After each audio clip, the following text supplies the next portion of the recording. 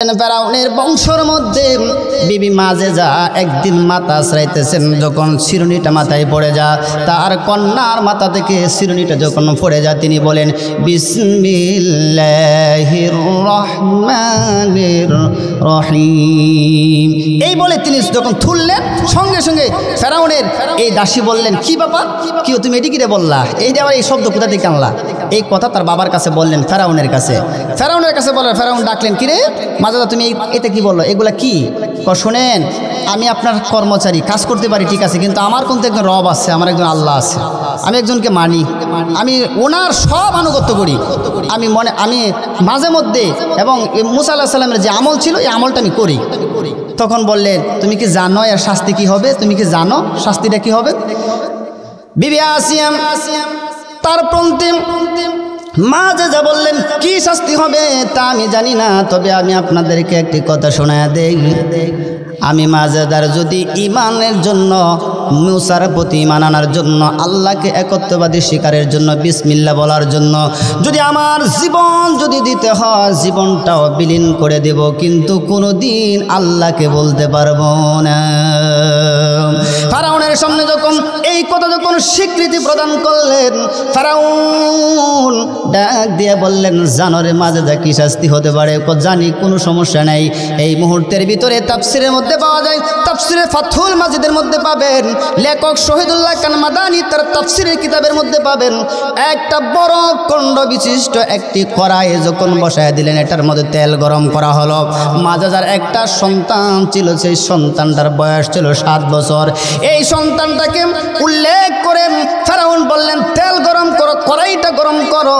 কড়াইয়ের তেলের ভিতরে যখন গরম করা হলো, মাজেদারের সামনে রাখলেন, তার স্ত্রী আসিয়ারও সামনে রাখলেন। রাইকাম মায়ের কুল থেকে সন্তানটারে ফেরাউন একটা টান মেরে মায়ের কুল থেকে সন্তানটারে কেড়ে নেয়। দুনিয়ার মানুষ বলো,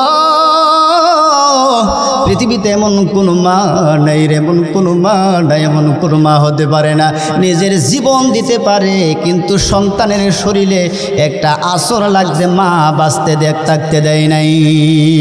বিবি আসিয়ার সাম এবং মাজেদার কুল থেকে সন্তানটাকে যখন কেড়ে নেয়, মাজেদা চোখের পানিটা সেরে সেরে মাজেদা নিষ্ঠুরভাবে সন্তানের দিকে তাকায় আছে। সন্তানকে যখন আগুনের দিকে যখন নিয়ে যাওয়া হয়, কড়াইয়ের দিকে যখন নিয়ে যাওয়া হয়, মাজেদার ছোট্ট সন্তানটা মারের ডান হাতে দিয়ে সালাম দিয়ে বলেন, মা তুমি একবারও টেনশন করবা না, তোমার চোখে দেখতে পাও এটা কড়াই, এটা গরম আগুন তুমি দেখতে পাও, তুমি শুদ্ধা তামাম পৃথিবীর মানুষ এটাকে গরম তেরাম গরম, তোমারে আমি দেখতে পাইতেছি। আমার আল্লাহ আমার জন্য এই তেলটাকে জান্নাতের বাগান বানায় দিয়েছেন। শিক্ষান আল্লাহু আকবার। ফেরাউনের এই সেম ছোট্ট বাচ্চাটা মারে ডাক দিয়া বলো, মা টেনশন করবে না রে মা, আমার জন্য মা চোখের পানি ফেলবে না, বরং রে মা তোমারও যদি তেলের মধ্যে ফালা মা জাপ দাও, কোনো সমস্যা নাই, এটা কোনো আগুন হতে পারে না, এটা আমাদের জন্য আল্লাহ জান্নাত বানায় দিয়েছে। মাজেদার সন্তানটাকে যখন এই তেলের মধ্যে যখন কড়াইয়ের মধ্যে যখন ফেলিয়ে দেয়, এবার বলেন গো বাবারা, বলেন তো, একটা মায়ের সামনে সন্তানটারে কেড়ে নেই। কেমন সন্তান নিলেন? মাজেদার একটাই সন্তান ছিলেন, যে মাজেদার স্বামী দুনিয়াতে ছিল না, স্বামীটাও মারা যা, তার বাবা নাই, তার ভাই নাই, তার কোনো আত্মীয় স্বজন বংশধর কেউ ছিল না, একটা মাত্র সন্তান। এই সন্তানটাকে যখন ফেরাউন আগুনের মধ্যে ফেলে দেয়, বলো ওই মায়ের কলিজা কি পরিমাণে ব্যথা, এটা বুঝাইতে পারবো না। মাজেদার এক দিয়ে বলেন, ফেরাউন চিন্তা করবি না, আমার মেয়ে আমাকে বুঝাইতেছে, এটা কোনো আগুন হতে পারে না, আগুন হতে পারে না। ফেরাউন ডাক দিয়ে বলে, মাজেদারে তাকায় দেখো, তোমার সন্তানটা আগুনের মধ্যে পুড়ে বুনা হয়েছে, এবার একবার মাত্র আমারে আল্লাহ বলে স্বীকার করে নে। ফেরাউনের সঙ্গে সঙ্গে মাজেদা জবাব দিল, ফেরাউন আমার সন্তান দেখা তুই আমার ঈমান নষ্ট করতে পারবি না, বরং আমার সন্তান তুই আগুনের মধ্যে ফেললে, এমনকি যদি আমারেও যদি আগুনে ফেলায়া দাও, কিন্তু আমরা আগুনে ফুরতে রাজি, কিন্তু আমরা আল্লাহকে ছাড়তে রাজি না। ঠিক খাবেন আল্লাহু আকবার। আমরা জীবন দিতে রাজি কিন্তু ঈমান দিতে রাজি না, কথা বলেন ঠিক কিনা? আমার আপনার নবী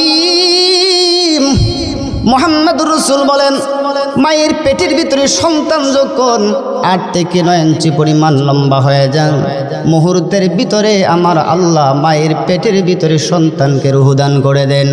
রুহুদান করার সঙ্গে সঙ্গে মুফাসসির কেরাম বলেন, একটার দুইটা না, হুব্বুন জাওজাত হুব্বান শাদীদান, ফাকাল লাহু তালিকু সালাসা ইল্লাম তাকুন আহসানু মিনাল কমার। ইমাম কুরতুবী তার তাফসিরে কুরতুবী থেকে আপনাদেরকে আলোচনা করে শোনাইতেছি।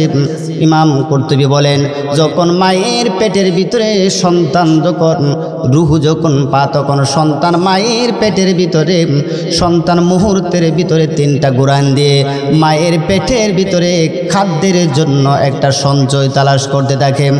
আর আপনার নবী বলেন, ওই সময় পৃথিবীর কোনো এমপি মন্ত্রী, এমনকি তুমি যেই মায়ের গর্ভে তুমি আসো, যেই বাবার সন্তান তুমি হইবা, এমনকি পৃথিবীর কোনো এমপি মন্ত্রী তোমার খাদ্য সরবরাহ করতে পারে না, এমনকি তোমার মা তোমার খাদ্য সরবরাহ করতে পারে না, তোমার বাবা তোমার খাদ্য দিতে পারে না, বরং আমার আল্লাহ তোমার মায়ের পেটের ভিতরে তোমাকে খাদ্যের জন্য একটা ব্যবস্থা করেছেন। কিন্তু ওই ব্যবস্থাপনা এমনভাবে করেছেন, দুনিয়ায় যেমন মুখ দিয়ে আহার করো, পান করো, আমার আল্লাহ তাআলা মায়ের পেটের ভিতরে তোমার মুখ দিয়ে তোমার খাবার দেয় না, কারণ এমন খাবার তোমার মায়ের পেটের ভিতরে তোমাকে আহার করাইছেন, এই মুখ দিয়ে যদি খাইতা মুখটাকে অপবিত্র হয়ে যাইত।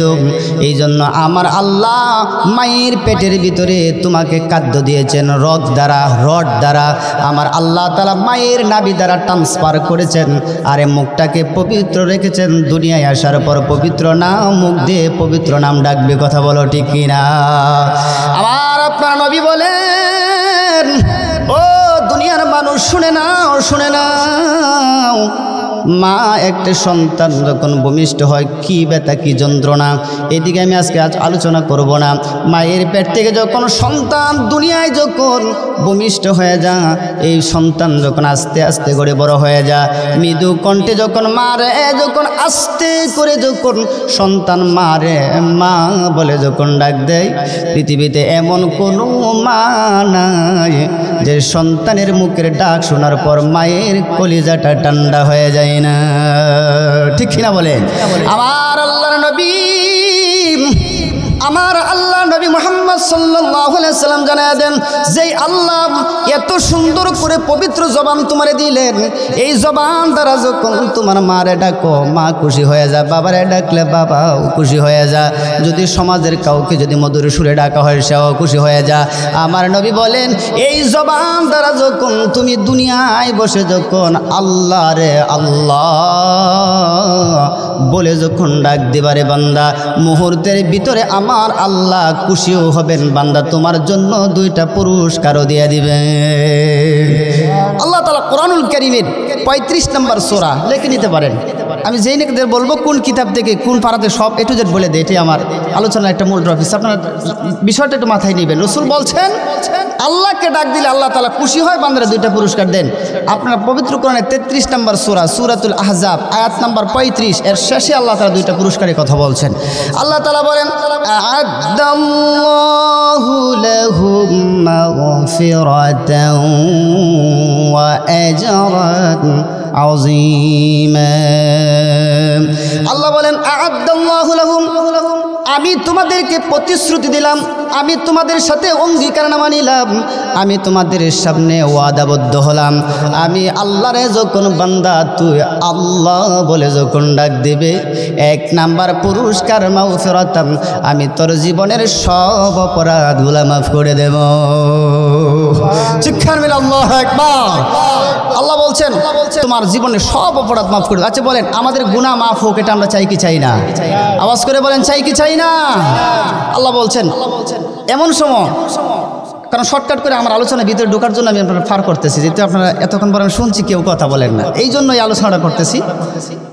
যখন মাফ করে দেওয়া হয়, নবীজির সাহাবী ছিলেন আবু বকর, খুব নরম তবিয়তের লোক ছিলেন। তিনি বললেন, এই আল্লাহ রসুল, আমরা তো শুনছি যদি মানুষ গুনাহ করে তাহলে মানুষের গুনাহটা লিখা হয়, আর লিখা গুনাহ মাফ করে দিলে তো এটা ফাঁকা হয়ে যাবে, এটা আমাদের ফ্যাকাশে দেখা যাবে, এটা অসুন্দর দেখা যাবে, কিন্তু কিয়ামতের দিন আমরা এই সার্টিফিকেট নিয়ে কিভাবে উঠবো? তখন রসুল করিম সাল্লাল্লাহু আলাইহি ওয়াসাল্লাম এই সমাধান কোরআনে আছে না নাই? এই কথা বলেন, এই সমাধান কোরআনে আছে না নাই? আল্লাহ রসুল সাল্লাল্লাহু আলাইহি ওয়াসাল্লাম চুপ রইলেন, আল্লাহ তাআলা সমাধান দিলেন। কিভাবে সমাধান দিলেন? আল্লাহ রসুল বলেন, আবু বকর সুন্দর প্রশ্ন করেছ, কারণ মানুষ যত গুনাহ করে সঙ্গে সঙ্গে গুনাহ লিপিবদ্ধ করা হয়। কোরআন বলছেন সূরাতুল কাফ, একটা হলো কাহাফ 18 নম্বর সূরা, একটা হলো কাফ 50 নম্বর সূরা। 50 নম্বর সূরা 17-18 নম্বর আয়াত আল্লাহ বলছেন মানুষের প্রতি গুনাহ লিখা হয়, মুখস্থ কোনো ব্যাপার না। আল্লাহ কোরআনে বলছেন, ইয ইয়াতালাক্কাল মুতালাক্কিয়ানি আনিল ইয়ামিনি ওয়া আনিশ শিমালিল قعيد ما يلفظ من قول إلا لديه رقيب عتيد আল্লাহ তাআলা বলেন, ইয ইয়াতালাক্কাল মুতালাক্কিন আনিল ইয়ামিন ওয়া আনিশ শিমাল, আমরা জানি ডানে এবং বামে দুইজন ফেরেশতা আছে না নাই? আওয়াজ করে বলেন, আছে না নাই? আমরা তাদেরকে কি নামে চিনি? মুনকার কেরামান কাতিবিন, কিন্তু আসলে এটা ওদের নাম নয়। আমি শর্টকাট করে বলি, আপনারা পাবেন সূরাতুল আম্বিয়ার তাফসিরে পাবেন, ডান কাঁধে যে ফেরেশতা থাকে তার নাম হলো মুলহিম, এলহামা মাজদার থেকে তার নাম হলো মুলহিম, মানে ডান কাঁধে যে ফেরেশতা থাকে আপনার ভালো কর্মগুলো লেখে, তার নাম হলো মুলহিম। এটা আপনার সূরা আম্বিয়ার তাফসিরে পাবেন। রাসূল বলেন, মানুষ যখন পুরনের কাজ করুক অথবা গুনার কাজ করুক, সঙ্গে সঙ্গে দুইজন ফেরেশতা লেখে। রাত্রির 1টা আর 2টা নয়, পৃথিবীর সব যখন ঘুমায়া যায়, বান্দা তুমি যখন কোন গুনাহ করো অথবা তোমার রব আল্লাহরে যখন আল্লাহ আল্লাহ বলে যখন ডাক দাও, তখনও তোমার এই সব এবং গুনাহ লেখা থেকে বাহির হয়ে যায় না। আল্লাহর নবী বলেন, এই লেখাটা যখন গুনাহ যখন মাফ করে দেওয়া হয়, তখন যেই জায়গাটা ফাঁকা হয়, ফাঁকা জায়গাটাকে দিবানোর জন্য আল্লাহ কোরআনুল কারীমের 25 নম্বর সূরা সূরাতুল ফুরকানের 70 নম্বর আয়াতের শেষে আল্লাহ সমাধান দিলেন। আল্লাহ তাআলা বলেন, ফাউলাইকা ইউবাদদিলুল্লাহু সাইয়্যাতিহিম হাসানাত ওয়া কানাল্লাহু গফুরুর রহিম। আল্লাহ বলেন, নবী জানায়া দেন, আপনার প্রতি উম্মতকে জানায়া দেন, আমার প্রতিটা বান্দারে জানায়া দেন, আমার বান্দা যখন আমারে আল্লাহ আল্লাহ বলে যখন আমারে ডাক দেয়, 1 নম্বরে আমি বান্দার গুনাহ মাফ করে দিব। বান্দার জীবনে যত গুনাহগুলা করেছে আমি আল্লাহ সব গুনাহরে ট্রান্সফার করে দেব, পরিবর্তন করে দেব। আমি সমস্ত গুনাহরে আমি সব দ্বারা ভরিয়া দেব। শিক্ষার মেরে আল্লাহু আকবার। তাহলে বলেন, আমাদের প্রতি আল্লাহর দয়া আছে না নাই? 1 নম্বর প্রমাণ হচ্ছে আল্লাহ বলছেন, আমারে ডাকলে তোমার মাগফিরাতাম, তোমার গুনাহ মাফ করব। 2 নম্বর হচ্ছে তোমার যে পরিমাণে গুনাহ মাফ করব এই পরিমাণে সব দিব। বলতেছেন কে? আল্লাহ। আল্লাহ 2 নম্বর পুরস্কার করেন, ওয়া আজরান আযীমা। আযীমা শব্দের ব্যাখ্যা সমস্ত মুফাসসির একমত। আমি কুষ্টিয়া ইউনিভার্সিটিতে যখন আমি পড়ি তখন আমি দেখেছি এই যত প্রকার তাফসির আছে সমস্ত তাফসিরের সর্বনিম্ন আজরান আযীমের ব্যাখ্যা হচ্ছে এই 10টা পৃথিবীর সমান একটা জান্নাত দিবে। চিৎকার মেরে আল্লাহু আকবার। এটা সর্বনিম্ন আজরান আযীমের ব্যাখ্যা। এবার বলেন, আল্লাহ আমাদের গুনাহ মাফ করুক এবং গুনাহটা পরিবর্তন করুক এবং জান্নাত দেউক, এটা আমরা চাই কি চাই না? আওয়াজ করে বলেন, চাই কি চাই না? তাহলে সবাই একবার জবান খুলে চিৎকার মেরে পড়ি আল্লাহু আকবার। জোরে আওয়াজ করে বলি আল্লাহু আকবার। এই যে আমরা বললাম, এতে আমাদের লাভ হয়েছে না? এবার আসেন আমরা কিছু কথা কোরআন এবং হাদিস থেকে শোনার চেষ্টা করি। আল্লাহ তাআলা, আমি যে আয়াতটা আপনাদের সামনে তেলাওয়াত করেছি, হুজুরে যে আলোচনা রেখে গেছেন এখান থেকে শুরু করার জন্য আমি এই আয়াতটা তেলাওয়াত করেছি। এবার আসেন, আল্লাহ তাআলা বলছেন, ইয়া আইয়ুহাল্লাযীনা আমানুত্তাকুল্লাহ। আল্লাহ বলছেন, হে ঈমানদারগণ। এখানে ঈমানদার কারা? এখানে ঈমানদার কারা? ঈমানদারের সংজ্ঞা নেন। আল্লাহ কোরআনুল কারীমে অসংখ্য আয়াত আছে, আমি একটা একটা করে শর্টকাট করে আলোচনা করছি। আল্লাহর নবীকে সাহাবায়ে কেরাম প্রশ্ন করলেন, ঈমানদার কারা? এই ব্যাখ্যা মুফাসসিরে কেরাম খুব সুন্দরভাবে কোরআনের সাবলীল ভাষা আল্লাহর নবীকে আল্লাহ তাআলা শিক্ষা দিয়েছেন। আল্লাহ তাআলা নবীরে জানায় দেন, আল্লাযীনা ইউমিনুনা বিল গায়বি ওয়া ইউকিমুনাস সালাতা ওয়া মিম্মা রাযাকনাহুম ইউনফিকুন। আল্লাহ বলেন, শোনো, ঈমানদার তো হলো তারা যারা আসমানে আল্লাহ আছে আমরা কোনোদিন দেখি নাই, বরং আমরা এখানে যারা বসা আছি বলেন কেউ কি জাহান্নাম দেখেছেন? বরং আমরা যারা আল্লাহকে দেখি নাই, জান্নাত দেখি নাই, জাহান্নাম দেখি নাই, এমনকি আমার আপনার কলিজার টুকরা নবী মুহাম্মদকে নিজ চোখে দেখি নাই, কিন্তু বলেন আমরা নবীর জন্য জীবন দিতে রাজি আছি না নাই? এর নাম হচ্ছে ঈমানদার। তবে আসেন, এই ঈমানদার হওয়া মানে হচ্ছে কালিমা লা ইলাহা ইল্লাল্লাহ বলার নামেই মুসলমান নয়। কালিমা বলার নামে কি মুসলমান নয়? কারণ ঈমান আনা মানেই হচ্ছে তুমি পরীক্ষা দিতে হবে, এটা বাধ্যতামূলক। কথা বলেন ঠিক কিনা? একদম বাধ্যতামূলক। কেউ যদি মনে করে আমি এত বড় আলেম হয়েছি, সাইকুল হাদিস হয়েছি, এত বড় কিছু হয়েছি, আমারে কেউ খারাপ করে না, হ্যাঁ কোনো বালা মানুষই না। কথা বলেন ঠিক কিনা? কারণ ঈমানের দাবিতে আপনি তো নবীর চাইতে বেশি ভালো ছিলেন না, আপনি তো নবীর চাইতে বেশি ভালো ছিলেন না। আমার নবীর কি পরিমাণে মারছেন আপনি জানেন? নবীজি কি কোনো অন্যায় করেছিলেন? এবার শুনেন ঈমান কাকে বলে। আমার আপনার নবীজির কলিজার টুকরা ফাতেমা রাদিয়াল্লাহু তাআলা আনহা, নবীজি একজন গোসলখানা হুজরাখানায় ঢুকলেন, গোসল করতেছেন হাম্মামখানার মধ্যে।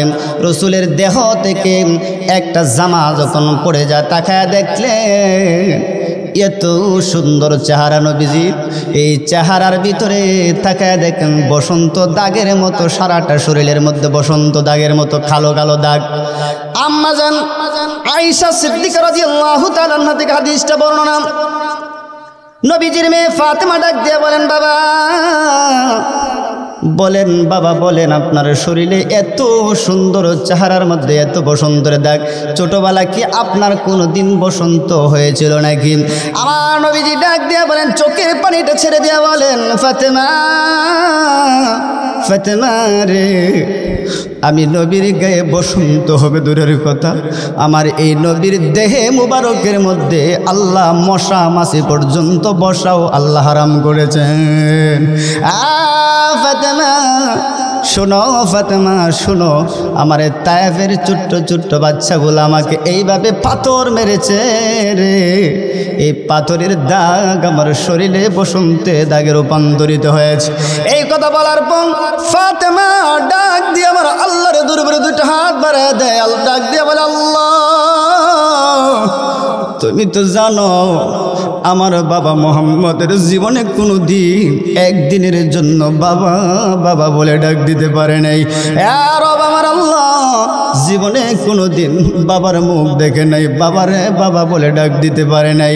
যা কিছুদিন মাকে পেয়েছিলেন, মারও খেদমত বেশি দিন নিতে পারে নাই। রব আমার বাবার এত কষ্ট কিভাবে দিল? মাবুদ রে, আমি নবীর মেয়ে হয়ে দোয়া করি, আমার বাবার শরীরে যারা এই পাথর কঙ্কে মেরেছে, এই প্রতিটা জাতির তুমি আল্লাহ ধ্বংস করে দাও। আমার নবীর ফাতেমা জিজ্ঞাসা করে, বাবা কেন তোমার এই পাথরগুলো মেরেছে? বাবা তুমি কি অপরাধ করেছো?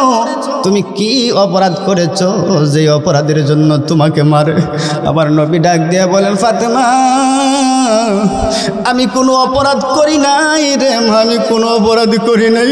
আমার অপরাধ শুধু একটা রে মা, আমি বলি লা ইলাহা ইল্লাল্লাহ, আল্লাহ ছাড়ার কোনো মাবুদ নাই, এই জন্যই আমারে মারে। দুনিয়ার মানুষ, তুমি ইমানদার হয়েছ, তুমিও কালেমার দাওয়াত দাও, তোমারে মানুষে ভালো বলে, তাহলে বলো তোমার চাইতে কি আমার নবীর আদর্শ কি খারাপ ছিল নাকি? তাহলে ঈমান আনা মানেই হচ্ছে তুমি পরীক্ষায় পড়বা। শুধু তাই নয়, কোরআন সাক্ষী দিচ্ছেন, শোনেন। পবিত্র কোরআনুল কারীমের 29 নম্বর সূরা সূরাতুল আনকাবুতের মধ্যে আল্লাহ তাআলা বলছেন, যখন বান্দা তুমি ঈমান আনবে, ঈমান আনাই মানে হচ্ছে তুমি শেষ না, তুমি পরিধি শেষ করে দেও নাই, তোমার জন্য জান্নাতের দরজা খোলা হবে তা নয়, বরং আমার আল্লাহ তাআলা বলেন ঈমান নামক দৌলত যখন আমি আল্লাহ তোমার দান করব, তখন তুমি মাথায় রাখবা যে ইমানের দাবিতে পরীক্ষা দিতে হবে। বান্দা তোমার পরীক্ষা নিব, পরীক্ষার বস্তুগুলাও পর্যন্ত আল্লাহ কোরআনে উল্লেখ করেছেন। আল্লাহ বলেন আলিফ লাম রা কিতাবুন আনজালনাহু ইলাইকা লিতুখরিজান নাসা মিনাজ যুলুমাতি ইলান নূর।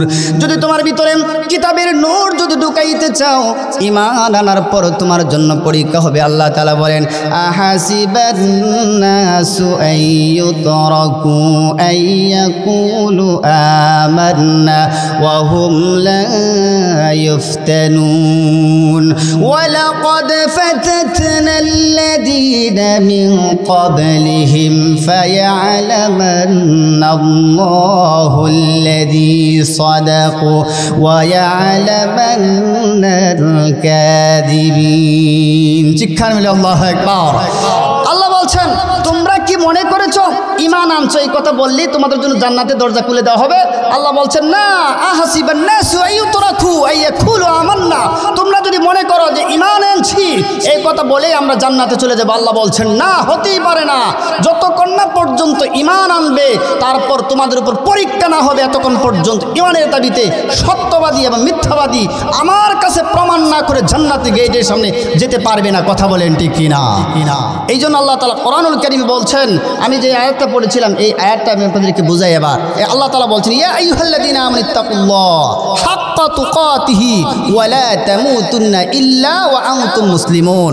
আল্লাহ বলছেন হে ঈমানদারগণ, তোমরা মরবা না ততক্ষণ পর্যন্ত যতক্ষণ পর্যন্ত কাটি ঈমান নিজেকে পরিশুদ্ধ এবং আত্মসমর্পণকারী না হবে। কথা বলেন ঠিক কিনা? এবং আত্মসমর্পণকারী কাটি ঈমানদার কিবা হবে আমি আপনাদেরকে জ্বলন্ত দুইটা উদাহরণ দিব, তারপরে আমি আলোচনা এখান থেকে শেষ করব। আল্লাহ বলছেন যদি পরীক্ষা দিতে চাও, পরীক্ষার বস্তুগুলো উল্লেখ করছেন। আল্লাহ বলেন যে তোমরা ঈমান আনবে, ঈমান আনার পর তোমাদের পরীক্ষা হবে। এই পরীক্ষার যদি আল্লাহকে প্রশ্ন করে আল্লাহ পরীক্ষার বস্তুগুলো কি হবে আল্লাহ বলছেন। আল্লাহ রাব্বুল আলামিন পবিত্র কোরআনুল কারীমে 2 নম্বর সূরা সূরাতুল বাকারা আল্লাহ তাআলা 22 থেকে শুরু করে 25 নম্বর পর্যন্ত আল্লাহ তাআলা সুন্দর করে আলোচনা করছেন। আল্লাহ রাব্বুল আলামিন একটার দুইটা নয়, শুধু একটি আয়াতের মধ্যে বলি পবিত্র কোরআনের 2 নম্বর সূরা সূরাতুল বাকারা 155 নম্বর আয়াত, একটা আয়াত আপনাদেরকে শোনাই। একটা আয়াতে আল্লাহ তাআলা 5টা বিষয় পরীক্ষা করবেন আল্লাহ নিজে ঘোষণা করলেন। আল্লাহ তাআলা বলেন ওয়ালা নাবালুয়ান্নাকুম বিশাইইম মিনাল খাউফি ওয়াল জু'i ওয়া নাকসিম মিনাল আমওয়ালি ওয়াল আনফুসি ওয়াত তামারাত ওয়া বাশশিরিস সাবিরিন। আল্লাহ বলেন নবী জানায়া দেন আপনি যখন আপনার উম্মতগুলো মধ্য থেকে যারা ঈমানদার হবে তাদেরকে 5টা বিষয়ে পরীক্ষা করা হবে। প্রথম অবস্থা 1 নম্বর হলো আমি আল্লাহ তারে ভয় দ্বারা পরীক্ষা করব, 2 নম্বর তারে ক্ষুধা দ্বারা পরীক্ষা করব, 3 নম্বর তার সম্পদ দ্বারা আমি পরীক্ষা করব, 4 নম্বরে যে জানটা আমার সাথে আছে জান দ্বারা আল্লাহ পরীক্ষা করবেন, 5 নম্বরে দেশের যত ফল ফলাদি আছে যত খাদ্যদ্রব্য আছে এইগুলা বিনষ্টর মাধ্যমে আল্লাহ ঈমানদারের পরীক্ষা নেবেন। এবার বলেন আপনারা ঈমানের পরীক্ষা দিতে রাজি আছেন না নাই? আওয়াজ করে বলেন ঈমানের পরীক্ষা দিতে রাজি আছেন?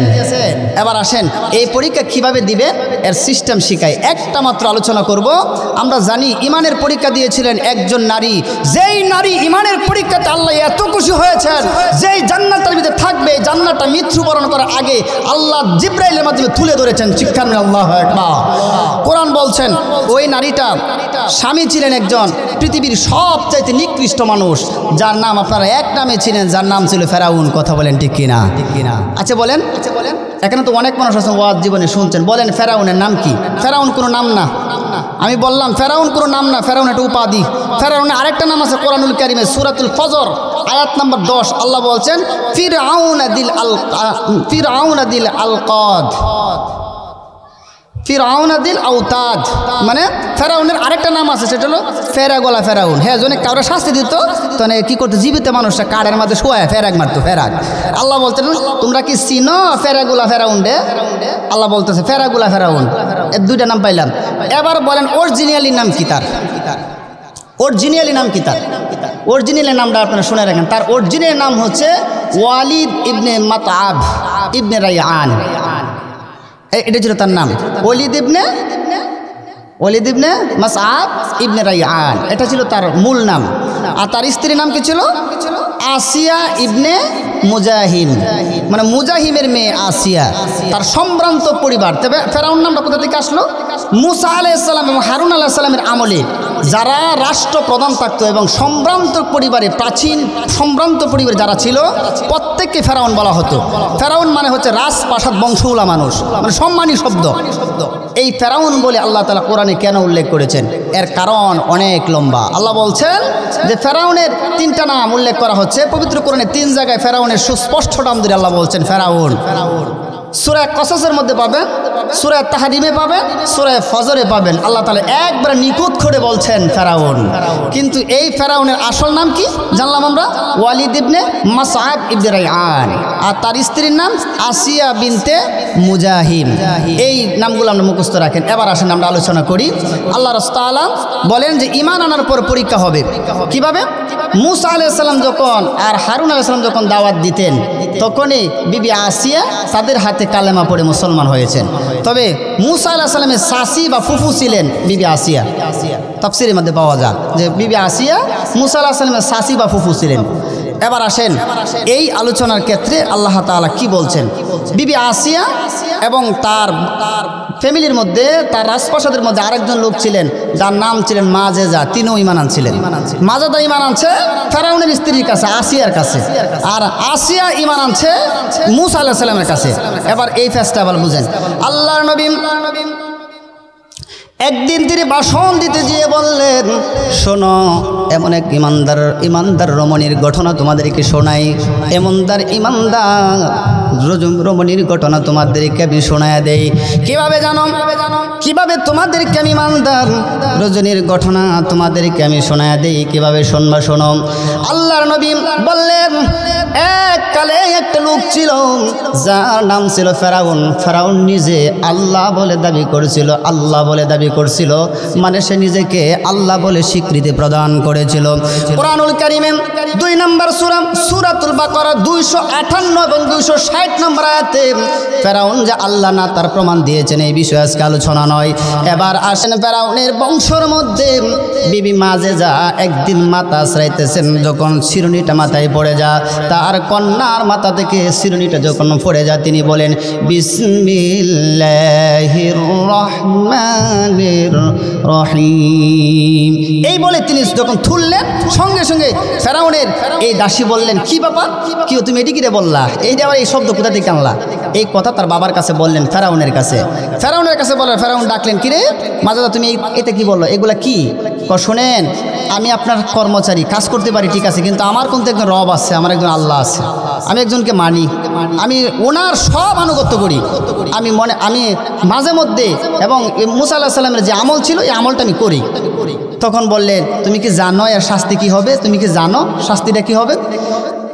বিবি আসিয়া তার প্রন্তিম মাজেজা বললেন, কি শাস্তি হবে তা আমি জানি না, তবে আমি আপনাদেরকে একটি কথা শোনায়া দেই।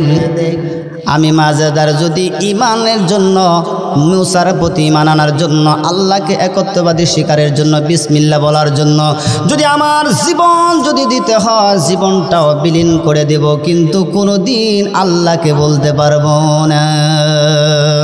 ফেরাউনের সামনে যখন এই কথা যখন স্বীকৃতি প্রদান করলেন, ফেরাউন ডাক দিয়ে বললেন, জানোরে মাজেদা কি শাস্তি হতে পারে? জানি, কোনো সমস্যা নাই।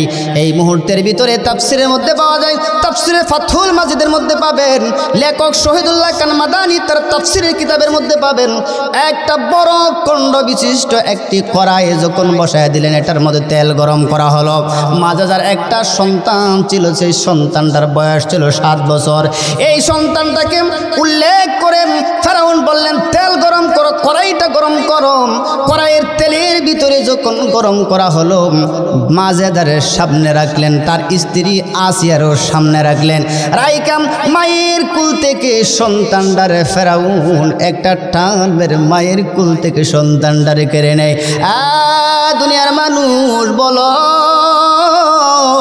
পৃথিবীতে এমন কোনো মা নাই রে, এমন কোনো মা নাই, এমন কোনো মা হতে পারে না নিজের জীবন দিতে পারে কিন্তু সন্তানের শরীরে একটা আসর লাগছে মা বাঁচতে থাকতে দেয় নাই। বিবি আসিয়ার শাম এবং মাজেদার কুল থেকে সন্তানটাকে যখন কেড়ে নেয়, মাজেদা চোখের পানিটা সেরে সেরে মাজেদা নিষ্ঠুরভাবে সন্তানের দিকে তাকায় আছে। সন্তানকে যখন আগুনের দিকে যখন নিয়ে যাওয়া হয়, পরায়ের দিকে যখন নিয়ে যাওয়া হয়, মাজেদার ছোট্ট সন্তানটা মারের ডান হাতে দিয়ে সালাম দিয়ে বলেন, মা তুমি একবারও টেনশন করবা না, তোমার চোখে দেখতে পাও এটা কড়াই, এটা গরম আগুন তুমি দেখতে পাও, তুমি শুদ্ধা তাম পৃথিবীর মানুষ এটাকে গরম তেরাম গরম তোমারে আমি দেখতে পাইতেছি। আমার আল্লাহ আমার জন্য এই তেলটাকে জান্নাতের বাগান বানায় দিয়েছেন। শিক্ষা আল্লাহু আকবার। ফেরাউনের এই সেম ছোট্ট বাচ্চাটা মারে ডাক দিয়া বলো, মা টেনশন করবে না রে মা, আমার জন্য মা চোখের পানি ফেলবে না, বরং রে মা তোমারও যদি তেলের মধ্যে ফালা মা জাপ দাও কোনো সমস্যা নাই, এটা কোনো আগুন হতে পারে না, এটা আমাদের জন্য আল্লাহ জান্নাত বানায় দিয়েছে। মাজেদার সন্তানটাকে যখন এই তেলের মধ্যে যখন কড়াইয়ের মধ্যে যখন ফেলিয়া দেয়, এবার বলেন গো বাবারা, বলেন তো একটা মায়ের সামনে সন্তানটারে কেড়ে নেই। কেমন সন্তান নিলেন? মাজেদার একটাই সন্তান ছিলেন, যে মাজেদার স্বামী দুনিয়াতে ছিল না, স্বামীটাও মারা যা, তার বাবা নাই, তার ভাই নাই, তার কোনো আত্মীয় স্বজন বংশধর কেউ ছিল না, একটা মাত্র সন্তান। এই সন্তানটাকে যখন ফেরাউন আগুনের মধ্যে ফেলে দেয়, বলো ওই মায়ের কলিজা কি পরিমাণে ব্যথা এটা বুঝাইতে পারবো না। মাজেদার এক দিয়ে বলেন, ফেরাউন চিন্তা করবি না, আমার মেয়ে আমাকে বুঝাইতেছে এটা কোনো আগুন হতে পারে না, আগুন হতে পারে না। ফেরাউন ডাক দিয়ে বলে, মাজেদারে তাকায় দেখো তোমার সন্তানটা আগুনের মধ্যে পুড়ে বুনা হয়েছে, এবার একবার মাত্র আমারে আল্লাহ বলে স্বীকার করে নে। ফেরাউনের সঙ্গে সঙ্গে মাজেদা জবাব দিল, ফেরাউন আমার সন্তান দেখা তুই আমার ঈমান নষ্ট করতে পারবি না, বরং আমার সন্তান তুই আগুনের মধ্যে ফেললে, এমনকি যদি আমারেও যদি আগুনে ফেলায়া দাও, কিন্তু আমরা আগুনে ফুরতে রাজি, কিন্তু আমরা আল্লাহকে ছাড়তে রাজি না। আল্লাহু আকবার। আমরা জীবন দিতে রাজি কিন্তু ঈমান দিতে রাজি না, কথা বলেন ঠিক কিনা? এর নাম হচ্ছে ঈমান। আর আপনারা আমাকে যদি ঈমানের পরীক্ষা নেওয়া হয় কি অবস্থাটা হবে বলেন তো? আপনাকে আমাকে ঈমানের পরীক্ষা, একটা সন্তানকে মাদ্রাসা দিতে পারেন না, এখন যদি আপনাকে যে 1000 টাকা চাই, এখন যদি আপনাকে 1000 টাকা চাই যে মাদ্রাসার জন্য 1000 টাকা দেন, আপনি দেখবেন কলজাটা হুঁয়া যাবো গা। কিন্তু আসলেই আপনি কি জানেন 1000 টাকার গুরুত্ব কত? আপনি একটা সন্তান দেন, আপনার একটা সন্তান যদি আপনার 1000 টাকার বিনিময়ে যদি এক সন্তান যে হরফগুলো পড়ছে, এই হরফগুলোর সব আজীবন পর্যন্ত আপনার কবরে যাবে। এই সন্তান যখন আমার মতো একদিন ওয়াজ করবে, এই সন্তান যখন দেশ বিদেশে যাবে, সেজদা দিবে, প্রতিটা সেজদার সব আপনার কবরে পৌঁছবে, কথা বলেন ঠিক কিনা? এবার আসেন, আমি আলোচনার শেষ পর্যায়ে নিয়ে আমি আপনাদের সাথে কিছু কথা বলবো। আমি অনেক দূর থেকে আসি, মুসাফির মানুষ, দোয়া করবো আপনাদেরকে নিয়ে। এবার আসেন, মাজেদারে বললেন, এ ফেরাউন বলতেছে, দেখছো তোমার মেয়েটার ফালছি, এবার তুমি কমপক্ষে ঈমান আনো। মাজেদা কি বললেন? এই যে তুমি আমার সন্তান দেখা ঈমান নষ্ট করতে পারবি না, আমার মেয়েরও ফালছ প্রয়োজনে আমারও ফাল, কিন্তু আমি ঈমান ছেড়ে দিব না, কথা বলেন ঠিক কিনা? এমন সময় আমার আপনার নবী সাহাবাদেরকে শোনালেন, তখন ফেরাউন আর দেরি করে নাই, ফেরাউন মাজেদারও ধরলেন, মাজেদারও ছেড়ে দেয় নাই, বরং মাজেদার আগুনের কাছে যখন নিয়ে যাওয়া হয়, তাফসীরের মধ্যে আছে মাজেদা যখন তেলের কাছে যা, এমন একটা মুস্কি হাসি দিয়া বললেন, ফেরাউন দেরি করবি না, ফেরাউন দেরি করবি না রে, ফেরাউন দেরি করবি না, কারণ এই দিকে তুমি দেখতেছো তেল, আর আমার আল্লাহ আমার জন্য জান্নাতের বাগানটা আমার জন্য সাজিয়েছে। দুনিয়ার মানুষ, আমার আল্লাহ তাআলা বলেন, তাতানাজ্জালু আলাইহিমুল মালাইকা الملائكة ألا تخافوا ولا تحزنوا وأبشروا بالجنة التي كنتم توعدون سبحان الله أكبر والنايات الله بولن والنايات المدى الله تعالى بولن ومن الناس من يشري نفسه ابتغاء مرضات الله والله رؤوف بالعباد الله تعالى نبي شنا দেন নবী শুধু ফেরাউনের মধ্যে এই দুইজনে জীবন দেয় নাই বরং আপনার উম্মতের মধ্যে এমন কিছু উম্মত কিয়ামত পর্যন্ত থাকবে কলিজা চিরেও জীবন দিবে কিন্তু কোনোদিন ঈমান দিবে না কথা বলেন ঠিক কিনা দুনিয়ার মানুষ এই দুইজনকে আগুনে ফালানোর পর এবার তার স্ত্রীর দিকে যখন ফেরাউন জাগে বলে প্রাণের স্ত্রী শোনো আমি তোমারে কম ভালোবাসি না আমি তোমাকে কম আদর করি নাই আমি তোমাকে অনেক সম্মান করি অনেক শ্রদ্ধা করি তাকায় দেখো চতুর্দিক দিকে মানুষগুলো দাঁড়ায় আছে একবার মাত্র আমি ফেরাউন রে আল্লাহ বলে স্বীকার করো আর তোমার রব রে ভুলে যাও দেখো তোমার সামনে প্র্যাকটিক্যাল দুইজন মানুষ জীবন দিয়েছেন ফেরাউনের স্ত্রী বিবি আসিয়া ডাক দিয়ে বলেন ও আমার স্বামীর দিক থেকে তোমাকে শ্রদ্ধা করি সম্মান করি কোনো ত্রুটি নাই জীবনে কোনোদিন তোমার প্রতি অসন্তুষ্ট হই নাই কিন্তু স্বামী এই দুইজনকে দেখায় আমার ঈমান নষ্ট করতে পারবি না কারণ এই দুইজন যখন আগুনের মধ্যে ঝাঁপ দেয় আমার দুইজন ইশারা দিয়া বুঝাইয়া দেয় এটা কোনো আগুন না এটা কোনো আগুন হতে পারে না বরং এটা এই দুইজনের জন্য আল্লাহ জান্নাত বানায় দিয়েছে ও আমার স্বামী আমিও চাই এই রাস্তায় যাইতে আমারও জীবন দিব কিন্তু আমি আসিয়ার ঈমান ছেড়ে দিব না এবার ফেরাউন রাগ হইলেন বিরাট রাগ হয়ে কি বললেন ফিরআউন জিল আওতাদ ফেরাউন বললেন একটা কাটানো বড় একটা কাটানো হলো এবং তার স্ত্রীকে উলঙ্গ অবস্থা শোয়াইলো শোয়া ফেরেক মারলো আচ্ছা বলেন একটা জীবিত মানুষের শরীরে ফেরেক মারলে এই মানুষের অত্যাচার কেমন হয় বলেন তো এই মানুষের অত্যাচারটা কেমন হয় কঠিন একটা পরিস্থিতি হয় না এই কঠিন পরিস্থিতির ভিতরেও মাজেদারে যখন বললেন যে তুমি ঈমান আনো এই যে ঈমানটা ছেড়ে দাও তখন মাজেদা কি বললেন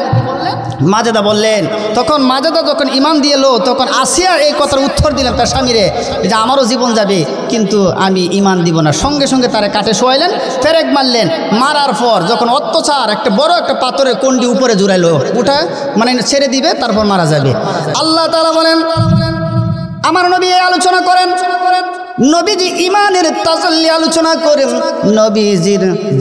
নবীজির চোখ মোবারক বেবে দাড়ি মোবারক পানিগুলো জল জল করে পড়ে আর আসিয়ার ইতিহাস সাহাবীদের সামনে তুলে ধরে বলে আসিয়ার সামনে যখন পেরেক মারা হলো আসিয়া মৃদু মৃদু কণ্ঠে আস্তে আস্তে করে টুট লড়ায় যেন কি পরে ফেরাউন তার স্ত্রীর টুটের কান দিয়ে শুনে দেখে একবার নি তারে আল্লাহ বলে ডাকে কিন্তু বাবারা আসিয়া জীবনের শেষ মুহূর্ত পর্যন্ত আসিয়া এক নামে ডাক দিয়ে বলে আল্লাহ আমার আল্লাহ পৃথিবীর কাউরে আমি আল্লাহ বলে ডাকি না ফেরাউন তুই আমার জীবন নিবি যত শাস্তি দিতে পারো কিন্তু আমি ঈমান ছেড়ে দিতে পারি না পারবো না এই মন বড় পাথর যখন উপরে ঝুলাইয়া দিলেন সঙ্গে সঙ্গে আসিয়া এই ফেরেকের ওয়ালা অবস্থা তাকা সত্যি একটা দোয়া করলেন আর এই দোয়াটা মুহূর্তের ভিতরে আমার আল্লাহ আসমানের মধ্যে কবুল করে নেন আল্লাহ বলেন আসিয়া দোয়া করলেন আসিয়া দোয়া করে বললেন দরাবাল্লাহু মাতালান লিল্লাযীনা আমানু ইমরাআতা ফিরআউন ইয ক্বালাত রাব্বি বিলিনি ইনদাকা বাইতান ফিল জান্নাহ আসিয়া বলেন পাথরটা যখন উপরের কণ্ড যখন ঝুলায় রাখেন আসিয়া ডাক দিয়ে বলে আল্লাহ আমার জীবনটা বনো আর থাকবে না আমি এই মুহূর্তে বনো শাহাদাত বরণ করব কারণ আমার নাকের ডগার মধ্যে জান্নাতের সুঘ্রাণ পৌঁছে গেছে আল্লাহ আমি জীবন দিতেছি, কিন্তু আল্লাহ আমি তোমার কাছে শুধু জান্নাত চাই না, বরং জান্নাত এমন জায়গা চাই, তোমার পাশে একটা জান্নাত চাই, যেন তোমাকে আমি যেন বারবার এই আল্লাহকে দেখতে পাই। আল্লাহ বলেন, জিবরাইল যা রে জিবরাইল, জলদি করে যা, আমার বান্দির সামনে, বান্দি এত সুন্দর দোয়া করেছে, আমার বান্দির সামনে তার জন্য যে জান্নাতটা দিছি, গোটা জান্নাতটা তার চোখের সামনে তুলে ধরো। জিবরাইল আসলেন আর মালাকুল মউত আসলেন একসাথে আইসা। জিবরাইল এই পাথরের খণ্ডগুলা দেখানো উপরে রাখার সঙ্গে জিবরাইল আসিয়ার চোখের সামনে জান্নাতটা তুলে ধরলেন, আর জান্নাত দেখতে দেখতে তিনি দুনিয়া থেকে শাহাদাত বরণ করলেন। শিক্ষার মেরে আল্লাহু আকবার। তাহলে বলেন, আমরা ঈমান আনলেও লাভ, জীবন দিলেও লাভ, কথা বলেন ঠিক কিনা? এবার বলেন, আমাদের ঈমান কি শুধু খালি এই যে লা ইলাহা ইল্লাল্লাহ পড়ছি এটা বললেই চলবে? আমাদের সর্ব অবস্থায় ঈমানের পরীক্ষা দিতে হবে, সর্ব অবস্থায়। আমাদের ঈমানের পরীক্ষার মধ্যে বর্তমান সময়ে একটি পরীক্ষা হচ্ছে এই যে মাদ্রাসাগুলোকে ধরে রাখা। এই যে দেখেন, এই একটা ফুলের একটা বাগান আপনারা একটা সাজাইছে জঙ্গলের ভিতরে। এই যে আপনাদের কবির বিন আব্দুর রাজ্জাক সাহেব যে সুন্দর করে এই যে একটা প্রতিষ্ঠান সাজাইছে, আপনাদেরকে এই যে একটা সুন্দর একটা উপহার দিছে, এটা আপনার খুশি না বেজার? কথা বলেন, খুশি না বেজার? আল্লাহ তাআলা যেন এই মাদ্রাসাটাকে কিয়ামত পর্যন্ত কবুল করুন, সকলে পড়ছে আমিন।